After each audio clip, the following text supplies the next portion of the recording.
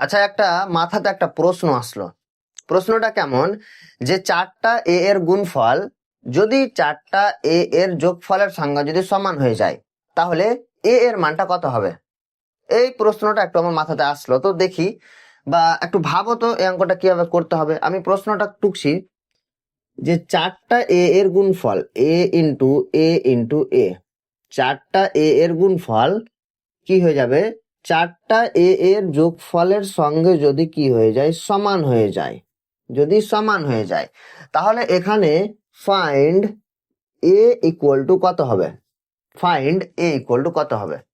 একটু ভাবো তো, যে এখানে আমি এ এর মানটা কত বসাবো যে এর গুণফলটা যোগফলের সঙ্গে সমান হয়ে যাবে।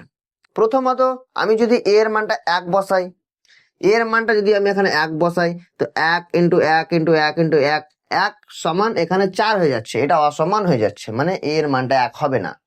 সেম ভাবে 2 পুট করো, তো এখানে যদি 2 পুট করি তো এ পাশে হয়ে যাচ্ছে 16 আর এ পাশে হয়ে যাচ্ছে 8, এটা হচ্ছে না, অসমান হয়ে যাচ্ছে। তো এখানে আমি সংখ্যা বসিয়ে মানে ডিসিশন নিতে পারছি না যে এখানে এর মানটা 1 হবে না 2 হবে। আমি যদি একটু কাজ করি, এখান থেকে যদি একটু আমি কি করি, সলিউশন করি, যে এ ইন্টু এ ইন্টু এ ইন্টু এ কি হয়ে যাবে, এ টু দি পাওয়ার 4। যেহেতু গুণফল বলছে, এ টু দি পাওয়ার 4 হবে তো না, আবার এ টু দি পাওয়ার 5 হবে? এ টু দি পাওয়ার 4ই হবে। সমান চারটা এ এর যোগফল কত হয়ে যাবে, এ প্লাস এ প্লাস এ প্লাস এ, মানে 4a। 4a হয়ে গেল। এবার এখানে আমি 4a-টাকে সমানের এই পাশে নিয়ে আসছি, তো a to the power 4 minus 4a equal to 0, equal to 0। এবার এখান থেকে আমি এটা কমন নিচ্ছি, এটা যখন আমি কমন নিব কি হয়ে যাবে, a to the power cube minus 4 equal to 0। এবার আমি এখানে দেখতে পাচ্ছি যে হয় এ ইকুয়াল টু 0, একটা কন্ডিশন কি আসছে, যে হয় এ ইকুয়াল টু 0, অথবা আরেকটা কি দেখতে পাচ্ছি, যে এ কিউব মাইনাস 4 ইকুয়াল টু 0। এখানে এ এর একটা মান 0 হবেই, আর একটা এর মান কত হয়ে যাবে, যে এ কিউব ইকুয়াল টু 4।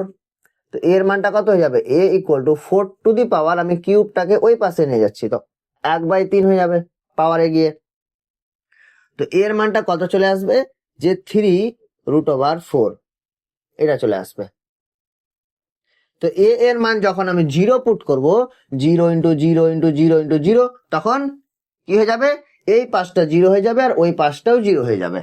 তো এর মান একটা অবশ্যই 0 হয়ে যাবে, আর এর মান একটা 3√4 হয়ে যাবে।